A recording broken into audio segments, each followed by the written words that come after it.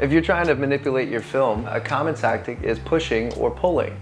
Now, you need to have a camera that you can control the light metering, the ISO on and what you're shooting at, and you're gonna need to mark the canisters when you send it in. So let's say that you have the right camera for the job, and let's say you're shooting on a 400 ISO rated film. If you want to push it up a stop, that means you're gonna set your camera to an 800 ISO and you're actually gonna underexpose that film. If you wanna pull at a stop, you're gonna be overexposing that film and you're gonna be shooting at 200 ISO on your camera with a 400 ISO film.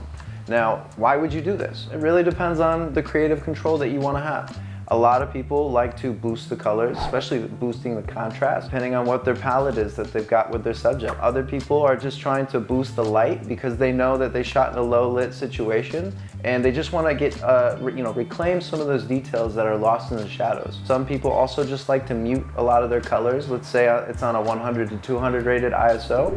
A lot of these things it's really just, you gotta play with it and see what you like to do best. One thing that you also need to know is that when you're pushing your film, it's going to be left in the chemical solution for a longer amount of time than it normally would. The opposite is the case for pulling your film. It's not going to be left in as long as it normally would. You're going to want to make sure that you take notes and that you mark your film canisters with how many stops you either shot the film above or you pulled the film in terms of stops.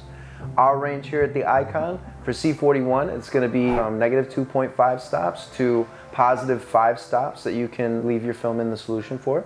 For black and white film, we have a negative 2 stop to up to 2.5 stops. And for E6 solutions, we have, I believe it is a negative 1.5 up to a pushing it by 4 stops.